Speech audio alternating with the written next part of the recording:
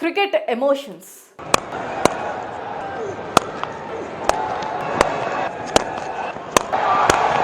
ముఖం బాలేక అద్దం పగలుగొట్టుకున్నట్లు ఆదివారం నాడు టీమిండియాపై పాకిస్తాన్ టీం మ్యాచ్ ఓడిపోవడంతో ఆ దేశంలోని యువత పెద్దవారందరూ తీవ్రంగా విమర్శిస్తున్నారు. మ్యాచ్ ఓడిపోయాక టీవీలను పగలగొట్టారు, మాటలతో విరుచుకుపడుతున్నారు.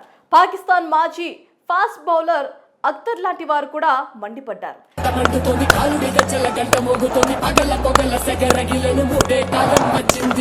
సెమీస్ రేస్ లో నిలవాలంటే ఖచ్చితంగా నెగ్గాల్సిన పోరులో టీమిండియా చేతిలో చిత్తైన జట్టుపై మాజీ పాక్ ఆటగాళ్లు దుమ్మెత్తిపోస్తున్నారు. పాక్ జట్లలో సరైన విధానం, వైఖరి, ప్రణాళిక ఏదీ లేదన్న లెజెండరీ క్రికెటర్ వసీం అక్రమ్ 2026 టీ20 వరల్డ్ కప్ ముందు టీంను పూర్తిగా ప్రక్షాళన చేయాల్సిన అవసరం ఉందని తెలిపారు.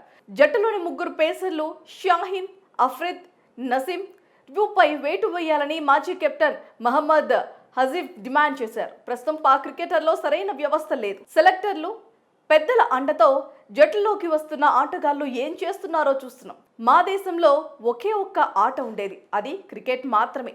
కానీ ఈరోజు అది కూడా అంతమైందని మాజీ ఓపెనర్ అహ్మద్ షహద్ విమర్శించారు. ఇదిలా ఉంటే మరోవైపు టీమిండియా క్రికెట్ అభిమానులు పాక్ జట్టుపై ఘన విజయం సాధించడంతో దేశవ్యాప్తంగా సంబరాలు చేసుకున్నారు.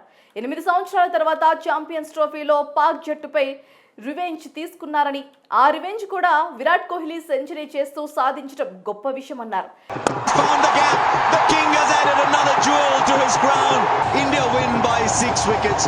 ఇక పాకిస్తాన్ జట్టుపై విరాట్ కోహ్లీ సెంచరీ కోసం అటు ఫ్యాన్స్ తో పాటు తోటి క్రికెటర్లు కూడా చాలా ఆతృతగా ఎదురు చూశారు.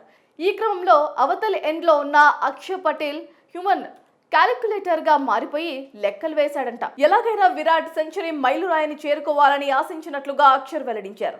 అవతలి ఎండ్ లో ఉన్నప్పుడు నేను కూడా లెక్కలు వేశా, బాల్ అని తాకొద్దని, నా నుంచి రన్స్ రావద్దని కోరుకున్నా. ఆ టైంలో టెన్షన్ పడటం చాలా సరదాగా అనిపించిందని అక్షర్ పేర్కొన్నారు. ఇండియా గెలవడానికి 19 రన్స్ అవసరమైనప్పుడు కోహ్లీ 86 రన్స్ వద్ద ఉన్నాడు. మరి ఈ దశలో షాహీన్ అఫ్రిది 42వ ఓవర్లో 3 వైడ్లు వేయటంతో కావాలనే వేస్తున్నాడని, కోహ్లీ సెంచరీకి అడ్డుపడుతున్నారని అంతా భావించారు. విరాట్ సెంచరీ అవుతుందా లేదా అన్న సందేహాలు కూడా నెలకొన్నాయి. ఇక కోహ్లీ 96కు చేరుకున్నప్పుడు ఇండియా విజయానికి 2 రన్సే అవసరమయ్యాయి. కెప్టెన్ రోహిత్ 6 కొట్టమని సైగ చేస్తే విరాట్ బౌండరీతో 100 అందుకున్నారు. ఎటకేలకు విరాట్ కోహ్లీ తన అంతర్జాతీయ 81 సెంచరీ పూర్తి చేసి శభాష్ అనిపించుకున్నారు. వన్డే మ్యాచ్లో 51 సెంచరీ నమోదు చేశాడు.